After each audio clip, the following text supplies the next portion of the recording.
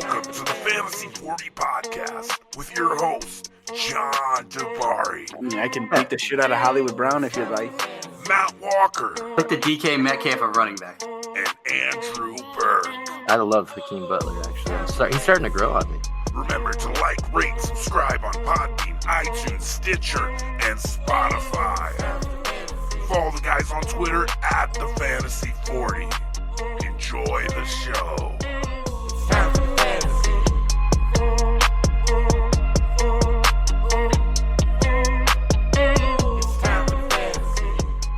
Welcome to the Fantasy 40 Podcast. We are back. Myself, Andrew Burke, John Dabari, and Matt Walker. Week 3 is in the books. There's some really, really ugly games this week that took place. One of them even took place last night, that Bears-Redskins game. You got the Dolphins as usual. But I thought the Ravens gave it a go against those Chiefs. Walker, what do you think? Listen, gave it a go is probably an understatement. They only lost by 5. The game wasn't that close. I mean, it looks like the Chiefs had this pretty much in hand. They contained Lamar Jackson for the better part of the game, and it wasn't for Mark Ingram having a monster, 16 for 103 and 3 touchdowns on the ground.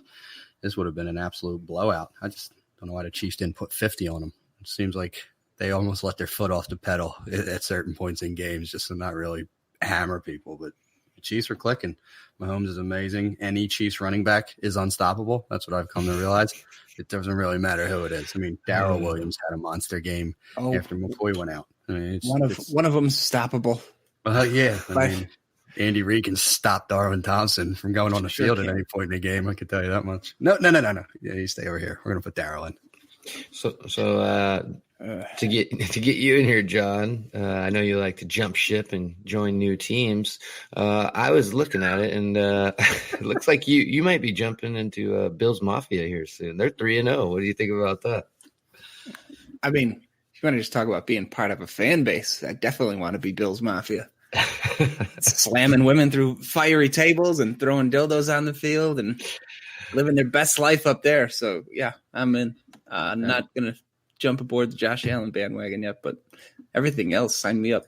It almost seems like John founded Bills Mafia based upon the description he just provided. He's just undercover. He's in the luchador mask. No one knows who he is. He's there every Sunday. I willed it into existence. It's my dreams personified. Well, the latest video that came out this weekend was some dude trying to shoot mortars out of like a homemade tube. He's got his face right next to it and gets it blown up. And, sounds about right. I don't know, between him and Philly, the guy saying Aguilar needs to catch the ball, that was pretty funny. Those are some highlights that happened over the weekend, but let's get into the Packers-Broncos game real quick. I mean, the guy wasn't incorrect about Aguilar having to catch footballs. It's kind of his job. That is kind of his job. But in that Packers game, it seems like everyone's starting to panic, John, about Devontae Adams. Everyone's saying there's a buy low even in redraft right now because of the lack of touchdowns. But it still looks like Aaron's trying to pepper him with targets. Are you concerned for that moving forward? He's still the number one target. I mean, Aaron Rodgers, he might just be aging and might be getting adjusted to the system. I don't think, I'm not panicking yet, but I mean, there's definitely cause for concern 3 weeks into the season. I don't think it's looking like people were hoping it would look coming out of the gate. So, I mean, if I have him, I'm not moving him. Obviously, the only way to go is up at this point. Like Devontae Adams is the new Mike Evans. He's wide receiver 46 through 3 weeks. He needs that get right game, that 3 touchdown game, which could conceivably come against my Eagles on Thursday Night Football. Yes. That could happen, but let's get to the more important issue at hand, which is Aaron Jones just still, on the sidelines and I think critical situations where he could outperform Williams, but yet the coaches, even with the new staff, is still not seeing Aaron Jones or putting him on the field. Walk, what do you got there? Do you think this is just going to happen all year? Listen, I'm confused at this point. Matt LaFleur is quickly climbing my Mike McCarthy hate coach rankings. And 10 rushes for Aaron Jones, 12 for Jamal Williams. Jamal Williams' counting stats look better, even though Jones had the 2 touchdowns. But Jones just still looked like the better running back to me in that game. But LaFleur flat out said he wants to even out the touches, and he did it. After Aaron Jones had a monster game last week, he does exactly what he said and splits the touches right down the middle, which is also what was part of his downfall with the Titans when he was trying to force Deion Lewis into a role. And it wasn't until the end of the season where he gave Derrick Henry all the touches that offense actually started working for the Titans. So maybe just doesn't learn from his own mistakes, but it is disconcerting as a Aaron Jones enthusiast that he's not going to be a 20-touch guy. It's just not happening. Yeah, that's like, go ahead, John. The one good thing about it, I mean, if you can say it's a good thing, is he's almost becoming one of those guys that produces even on limited touches. You know what I mean? So he's been fine, even though they've tried to work Jamal Williams in there quite a bit. I mean, statistically, he's got 100 more rushing yards, roughly. He's got 3-0 in the rushing touchdowns. And Jamal Williams had that receiving touchdown, but they've had the same amount of targets, and he's just got a hair more than him in yardage. So if they want to reduce his touches because, you know, he does have an injury history, that's fine with me as long as he keeps producing on the touches he has, and there's no reason he won't. I mean, to me, the perfect sum up of Aaron Jones' career so far in Green Bay was that game, I think it was against the Bears, where they went to overtime and he didn't get a touch the whole game. And they get in overtime, he gets the first touch in overtime and runs like 22 for a touchdown. It's like, there it is. So that's out of cannon, yeah, if that's going to be his kind of career arc there, I mean, obviously we want the volume, but even he's shown without the volume, he can be productive. So if you hit him healthy, I'm all right with it. Yeah, you hit the nail on the head. I mean, he's still RB14 on the season when nice. Like Jamal Williams is down at 33, and his overall, you know, rushes, he's got 46 rushes. I mean, that's not, you know, that's not that bad. I mean, his 46 rushes actually has him at 9th overall in running back carries through 3 weeks. So he's getting top 10 running back work. We want more. I guess that's I just want more, but I mean, he had a huge week 2. He had 20 some carries in week 2, so he had half of those touches in 1 week. So I mean, we're talking about 10 to 12 touches the other 2 weeks, and that's the unfortunateness is that his huge game was when he got the volume. Right. And obviously, we're spending a little time on this because we care, Aaron. We care. On the Broncos side of the ball, there's not much to really go over fantasy-wise unless you got to use anybody for bye week fill-ins. I guess that's what the Broncos would be considered to me, unless any of you guys want to jump in besides Emmanuel Sanders, I think, is viable. I know Walk likes him this year, but anything else there? No. Yeah, listen, I was off Emmanuel Sanders. I liked him before, but I didn't think that he was coming back from that Achilles, but he had a disappointing game, but I think the sell now window for Philip Lindsay is wide open. 25 for 130 and 2 touchdowns. I still think Royce Freeman's the better back of the two. Lindsay just capitalized on his touchdown opportunities, but Royce Freeman's doing just as well, if not better, on a per touch basis. So if I can get value for Philip Lindsay, I'm getting out from under that, because they're in a full timeshare. He's not getting 25 touches again in a game this year. Yeah. Another important wide receiver that seems to be on the downward trend is Stephon Diggs for Minnesota. This looked to be like a game where he's going to get the ball quite a bit against those Raiders, and he didn't really do anything once again. 3 weeks in a row. I think he has 13 receptions off the top of my head, John. This one does kind of worry me. What about you?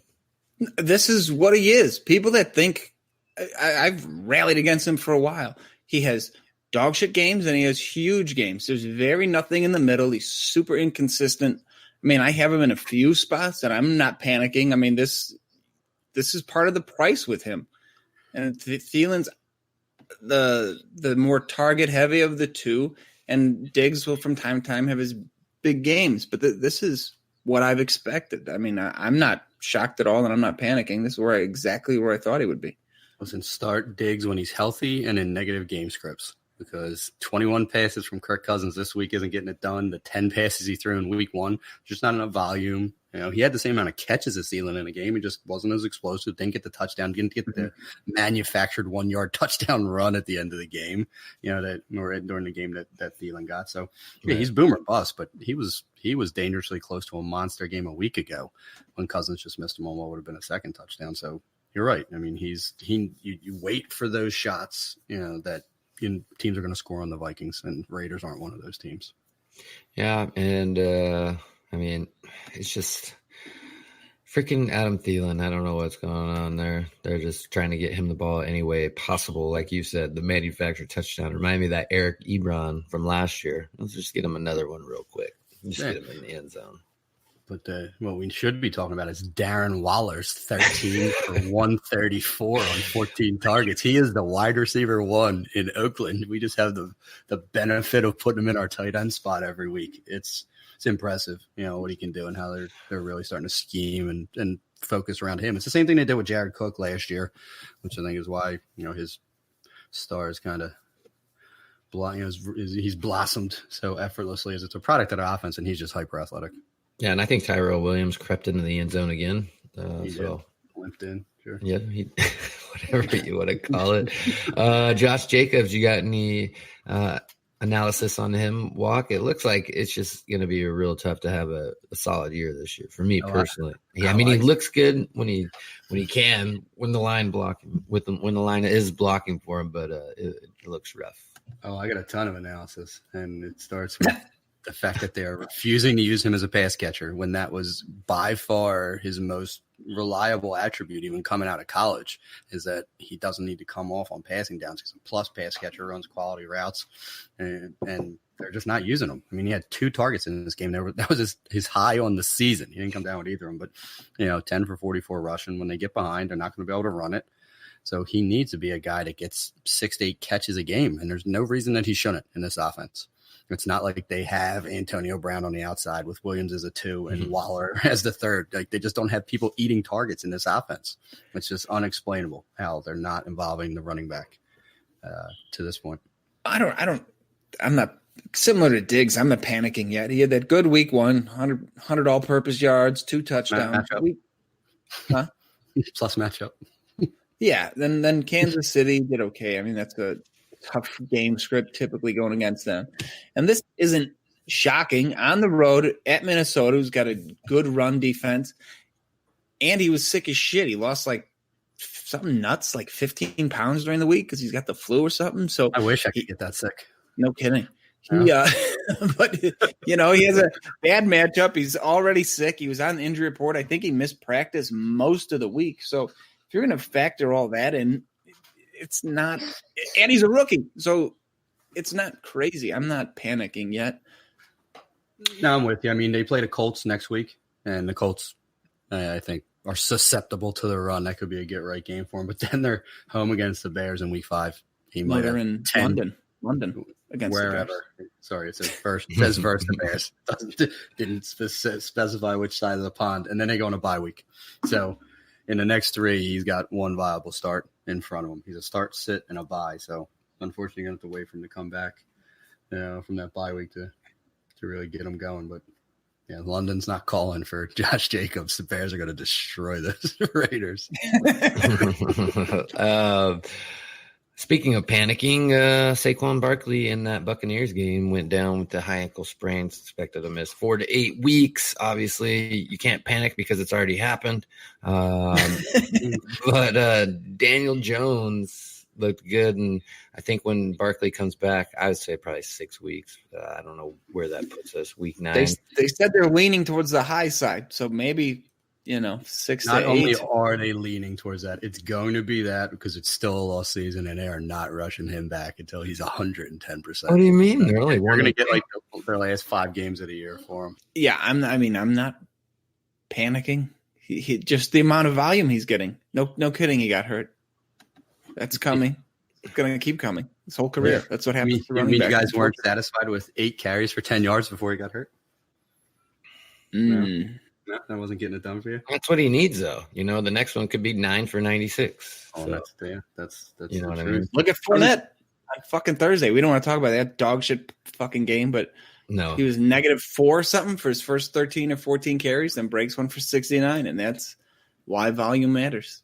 Listen, and he still finished the game with 66 yards rushing. So. Oh my God! Don't go there. However, I don't want to talk about Thursday. However, he got 100% of the snaps, and I think he got another 8 targets in the passing game. I don't know when it's going to happen. That team's got some problems, but he is a volume king this year. It's fantastic. He's just not doing a ton with it because that team's kind of shitty. Yeah, depending on your scoring format. I think I have Fournette in quite a lot of spots, and I was surprised to see him get, I think it ranged from about 19 to 25 points. And I was like, he didn't do anything, but I'll take it. Volume. Mr. Volume. Listen, the Raiders need to look at what the Jaguars are doing with Fournette and do that with Jacobs. Because if Jacobs gets Fournette-type passing work, he's going to be like an 80 and a touchdown per week guy, just with that freak fine. Can we go back to that Giants-Bucks game real quick when we're talking about Saquon? Because I believe the Buccaneers got what they deserved, in my humble opinion, because they absolutely force-fed Mike Evans targets in a get-right game and then shanked a field goal at the end when they should have won it. Stop giving Mike Evans that work. Give it to Chris Godwin. They make that field goal. Simple as that. Right. That's how I feel. Yeah. I mean, you guys want to hear something crazy? I might just hate Mike Evans.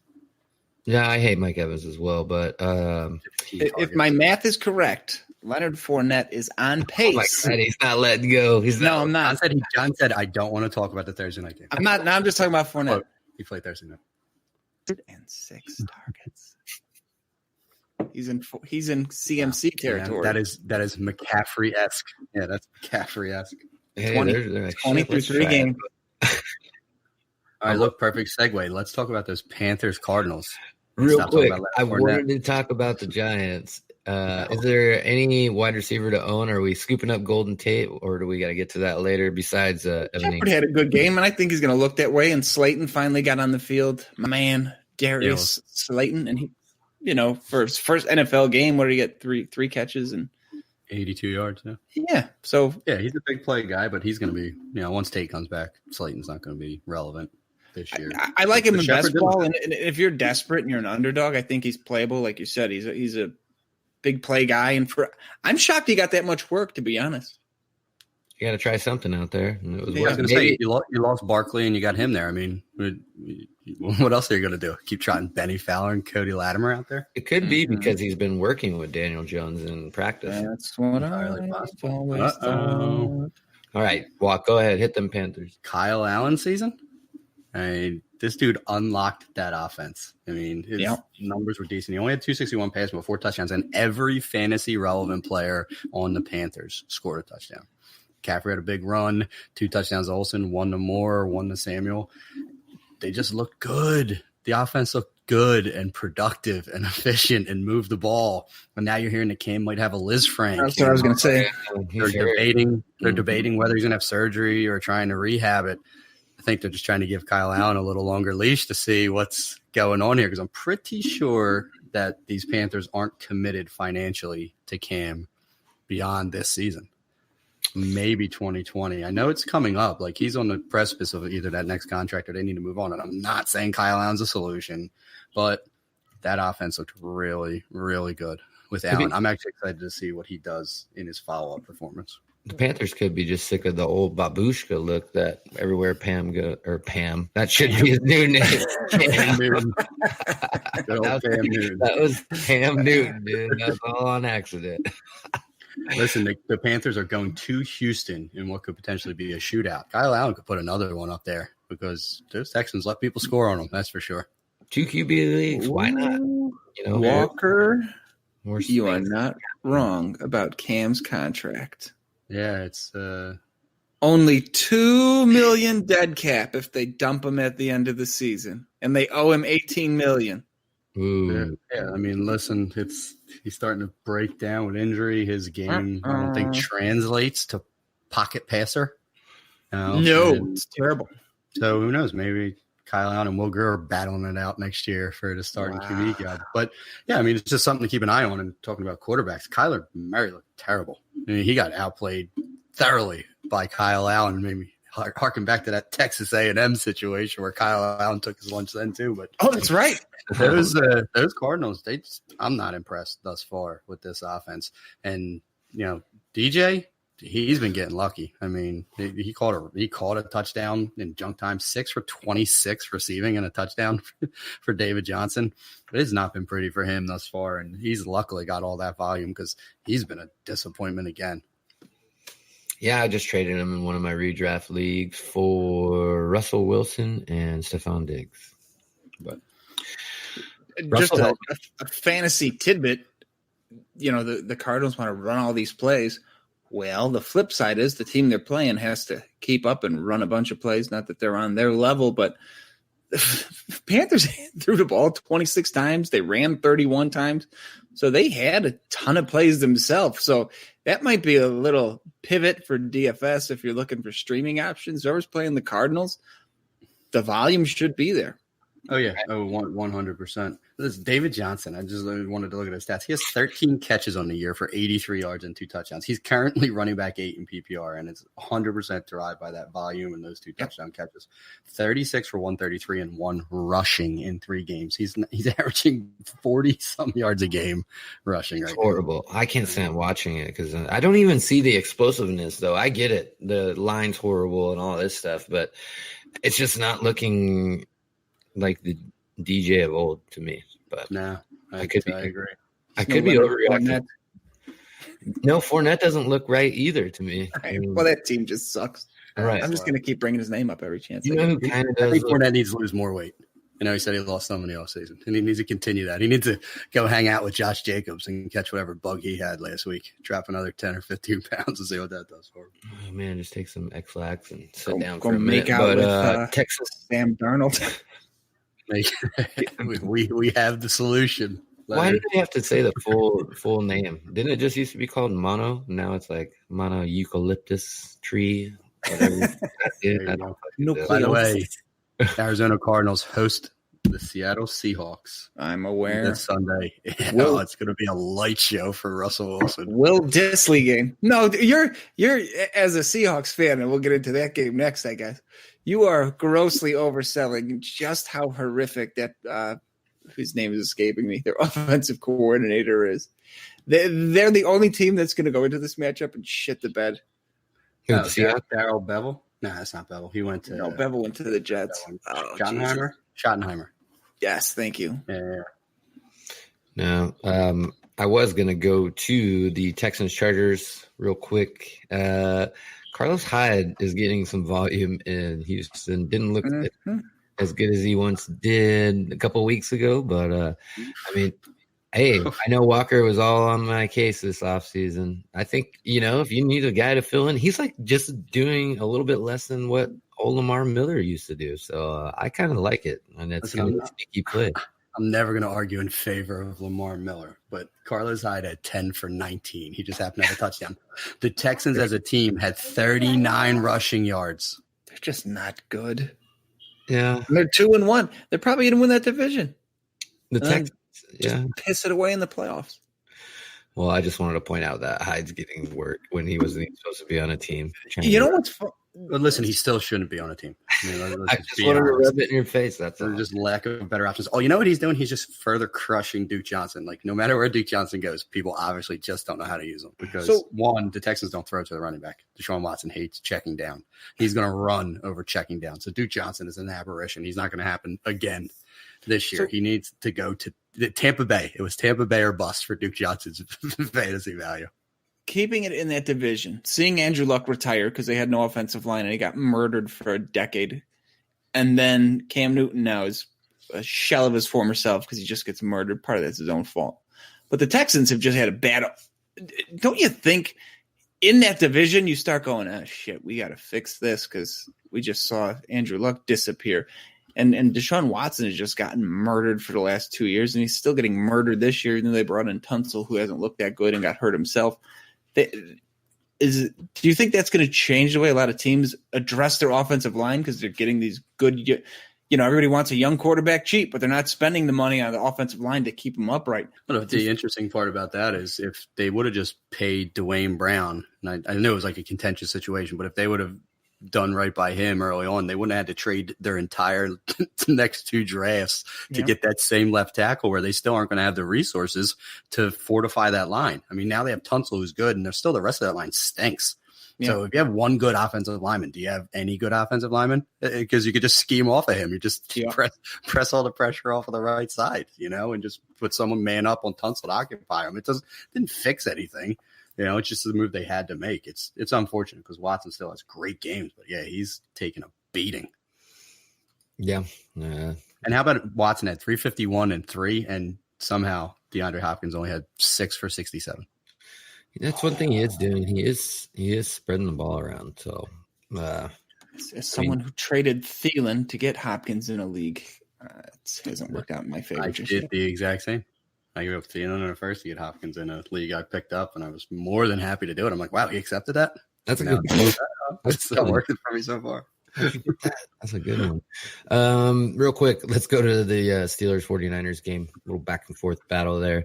Our boy James Conner went 13 for 43 in the rushing department and 4 for 14 in the receiving department. I don't know what he finished as running back as, but he's starting to feel it. And I think he's, the media, and maybe he's reading some of our comments on Twitter. It's starting to get to him because he did tweet out Walker. What was he saying? I'll show you or something like that.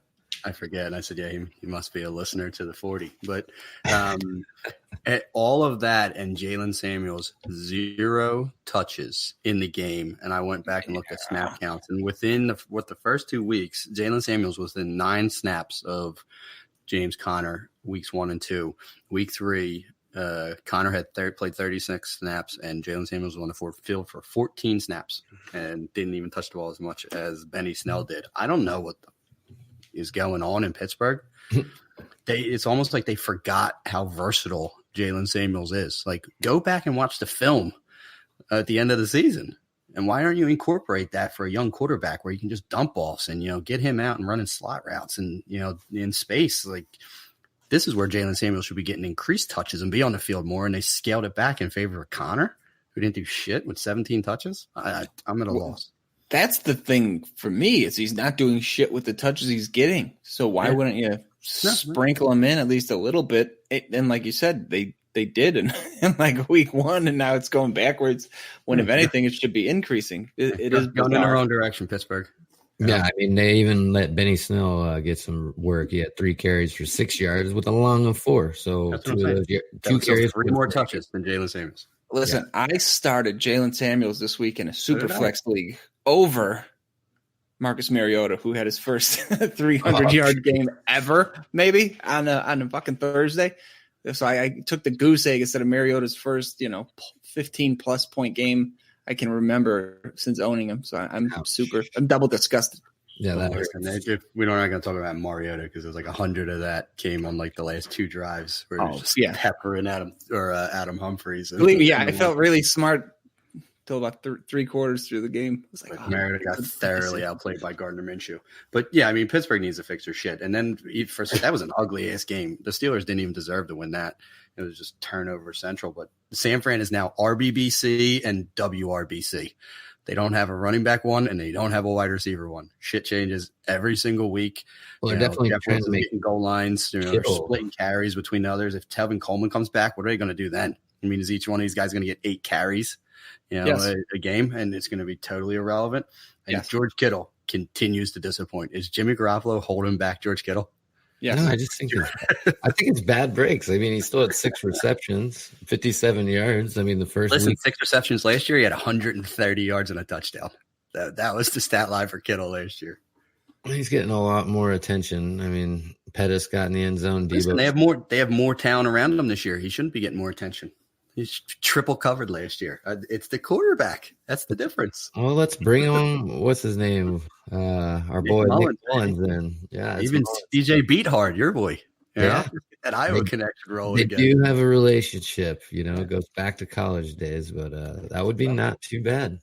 I mean, give him some more of that yards after the catch. But anybody else we want to get into our games before we start going into our waiver ads? Yeah, there's one other game we have to talk about, and it's that we didn't really go into that Saints-Seahawks game. I think we glossed over the Seahawks because they're playing Arizona next week. But 33-27 Saints, Alvin Kamara is just unbelievable. I mean, he totally carried this team in a unlikely shootout. Russell Wilson saw what Daniel Jones did and said, hold my beer. He went monster on him, 406-2 with 51-2 rushing. That's like Russell Wilson from 6 years ago. He doesn't do that shit anymore. He knew he needed to put this whole team on his back. And I didn't know he went over 400. I just saw that right now. Yeah, like 450 total with 4 touchdowns. I mean, that's just bonkers. And then Chris Carson lost yet another huge fumble. He's on his way to the old bench. He's so lucky, Rashad Penny. got hurt on Friday in practice because I don't give a shit what Positive Pete says at the end of the day about how we still believe in him and he's still this and that. He's costing them football games right now because he can't hold on to the ball. And at best, this is going to be a timeshare, and I still contend that Rashad Penny is a better running back than Chris Carson. So if they get equal touches, Rashad Penny will be the better running back then. Tyler Lockett, 14 targets. Jesus. Yeah, he got heavy work. Yeah, that's the last time I talked bad about him, huh? I mean, we were saying, look at DK Metcalf. And I mean, it was not an overreaction. He's still stretching the field, getting catches. Listen, he had 14 targets. Russell Wilson threw the ball 50 times. 50. I mean, and granted that they were losing, so they had to. That's not what Seattle wants to do. No. Not that their defense can keep people from scoring on them. The Saints had Teddy Bridgewater, and granted, it was a lot of turnovers that led to some of, I think it was like a punt return for a touchdown. I mean, it wasn't like the Saints offense was just beating on the Seahawks, but this isn't the type of games they want to get into. They want to beat Wilson in 20 or 30 pass attempts. Kamara should just be a monster from here on out with Teddy in there, but do you think he's going to be able to hold up? And is this a good buy low on Latavius Murray time? You couldn't buy any lower on Latavius Murray. It's barely being used. I mean, he got criminal. He had 2 carries, I think, in the game. Yeah. But, the Seahawks defense isn't daunting right now. The Saints play Dallas, so, Andrew can talk about all that on prime time this coming Sunday. I don't know how that's going to be a get-right game for Latavius Murray because Dallas can put up points. So he's just not going to be able to salt away games. They're just going to have to give Kamara the work. Kamara had 27 touches in this game, and I don't think that's ideal, but he needs 27 touches while Breeze is out to keep his team afloat. So, unfortunately, I just don't think Latavius Murray's going to have a 10-carry game until Breeze comes back. Catching 9 out of 10 targets out of the backfield, that's a nice day. Yeah, he's special. I mean, Bobby Wagner had 18 tackles. Let's get to our waiver ads, and then we'll shut stuff down. There wasn't too many big injuries. They all happened before, so we got to change our lineups. But now with, guys fumbling like Chris Carson, that might be, losing his job in the near future, John. Who are you looking at this week to throw on the old roster? I mean, this is not profound. Everybody's going to add Gallman because there's no other running backs for the Giants that have even seen an NFL field, really. Elijah Penny, who's garbage, really a fullback. Walker had mentioned Carson fumbling and Penny being hurt. For whatever reason, the Seahawks still have and still love CJ Prosise. He might be worth an ad because if, Carson fumbles early in the next game and Penny's still out hurt, or Penny comes in and re-aggravates his injury, Prosise is the only guy left, and Seattle likes him, and he's cheap. He's fresh. Yeah. And the other guy I mentioned earlier, give me some Darius Slayton in your life. If you're in a league with me, I already have him close to 100% ownership, I got to think, for me. So he's already snatched up in my leagues, but he's someone I'll be targeting in some of my redraft leagues, possibly, if Daniel Jones keeps firing the ball all over the place. Other than that, we've talked about it before. I'm in such deep leagues. I mean, this shit is barren, man. There's nobody out there for in deep leagues. Walker, who's your guys then? Yeah, I mean, Dynasty takes on a whole different context, but we're just looking redraft here. I mean, Rex Burkhead, 24% ownership for Fantasy Pros. He's been thoroughly outplaying my boy Shoney Michel on a per touch basis. I don't know what's going on there, but James White will be back, so that'll throttle his utilization back. But the fullback for the Patriots just went on IR, so we may be seeing some sneaky new concepts from these Patriots. You might have a lot of Burkhead on the field at the same time with White or Michelle. So I think he could sneaky be valuable. You mentioned Wayne Gallman. That's just a product of Saquon Barkley. I don't think you're going to get 40% of Barkley's production from Wayne Gallman because he's just not a good football player, but he's a must-add. Go get Golden Tate, who's coming back from suspension in 1 week and is going to crush John's Darius Slayton love, at least in redraft leagues. And then, there's just some other guys. Philip Dorsett, who now with Antonio Brown gone, is right back in 3 wide receiver sets for these Patriots, and he looks to have a connection with Brady. I think Dorsett could be a wide receiver 2/3. He's definitely in flex conversation, week to week going forward in that offense. Chris Herndon, about to come off that 4-week suspension, and we all know how bad tight end is at present. If no one had Herndon or was sitting on him through this suspension, he is a absolute must-add, hoping that Darnold comes back from that mono eucalyptus thing that Burke was talking about. And they rekindle their love affair. But and then go get Alexander Madison, too. I mean, this is if in the event that Dalvin Cook gets hurt, break class, case of emergency, Alexander Madison's looked the part thus far. He had a nice close to that game with a beautiful hurdle run at the end in a blowout against those Raiders. But Madison would be fantasy gold if Dalvin Cook falls to injury yet again. So these are guys just get out in front of some things.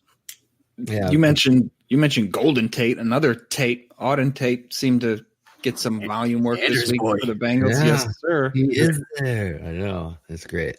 So, yeah, if teams are starting to move coverage towards Tyler Boyd while A.J. Green is still out, I mean, the ceiling is pretty capped, but what did he have, 6 for like 70 or something like that this week? That's decent for a guy you're scooping up off waivers. And we saw last night on that trash Monday Night Football game, They're getting Paul Richardson. next week. Yes, every week. All the primetime games suck. If teams start moving their coverage kind of to stop my boy Terry McLaurin, Paul Richardson still has enough talent to pop for some decent games here and there. And last night he did it, even though McLaurin still did all right. But Richardson can be fantasy viable if you're desperate with the bye week starting up. I couldn't agree more. And they are going to be throwing the ball, whether it's turnover Case Keenum or thrown to the Wolves Dwayne Haskins in a couple of weeks. They are going to get 40 to 50 pass attempts per game because they can't run it. So long as Trent Williams doesn't want to come play for the Redskins anymore, Adrian Peterson's going to get his 8 for 15, and then they're throwing it 50 times. I mean, that's the game plan. So McLaurin and Richardson are going to volume their way into some work. All right. And one little deep add was if you want a guy like Mike Tolbert or Lendell White that'll just eat touchdowns, go grab that Wilson guy out in San Fran.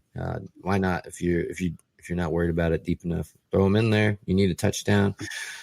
I think he could get you 1 or 2 a week. I think they follow that trend of making the other guys get him down the field and then letting that guy plunge in. So it's crazy how specialized they've become.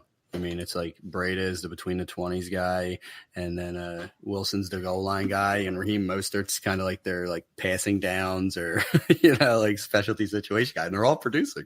Right. So just another guy we didn't really talk about, but they're actually kind of fun to watch. They're trash for fantasy, but yeah, the Niners are actually kind of watchable. I agree. And another one, we talked about Kyle Allen earlier. If people didn't believe in Kyle Allen, or it wasn't really a guarantee by the time waivers went through, if he's still sitting out there, even in 1 QB leagues, I think he might be someone worth picking up. I said he's playing those Texans this week. Might be short term, but I liked what I saw in Kyle Allen. And in a super flex, he should have already been added. If not, make it a priority. I ended up a little bit of bad news before we wrap this up. So thinking Darnold was going to be out with mono eucalyptus for up to 6 weeks. They were saying possibly 7. I grabbed Luke Falk because I was like, that team sucks. They're going to be down. They should be airing it out. And he had a horrendous game. He's awful, just like Andrew thought he would be. But I picked up Falk in more places than Allen last week. So I was like, because the initial talk was, Cam might miss a week, maybe 2. So I was like, well, I should get a little more burn out of Luke Falk here. And now with this shit with the list frag and Cam might be out for the year, on top of Kyle Allen looking good, I am just disgusted. Picked the wrong guy. As you can see, he does not consult with me about certain guys. And well, I knew he sucked. I wasn't, I was just banking on the garbage time production. Same thing with, I knew Bortles sucked and I snatched him up where I could, but sometimes you make the wrong call, and this one hurts. Oh man, you should see the people up here in Washington just loving it. Luke Falk and Minshew are dominating. Like, Luke Falk ain't doing nothing. You'll see. And then I quieted down a little bit. Minshew looks decent, but yeah, Minshew's just amazing. I don't care if he's even good or bad. He's just a special human being that I'm appreciating right now. It's weird how, guys come in and they're just already, they just turn into rock stars when they get in the NFL. And there's probably a million guys trying to make a roster that could do what he offers, but doesn't have a mustache or smashes hands with hammers, trying to get eligibility and all these other memes you see. I don't know how to. Naked armband exercise. I was gonna say, yeah, doesn't he wear a jock strap and that's it? Or nothing in pregame, or nothing, or nothing. A Just free there with his spirit. headband with his dong out. He's a free spirit. He's definitely behind the times or ahead of his times. I don't know how to look at that one. Yeah, which one? He's a visionary. He owns a time machine. Whether he traveled backwards or forwards, we don't yet know. Well, that's a good way to look at it. We'll end it there with the old mustache Minshew, but we just want to thank our partners over at the Full-Time Fantasy Network. Remember to follow us at the Fantasy 40 on Twitter. Get a little more active on there. It's on week 4 buys. If you got any questions about start and sits, man, what's going on? Starts and sits. We always got somebody on there to help you out. Follow us on iTunes, Stitcher, Podbean, Google Play. We're on all of them. But that's going to do it for this one.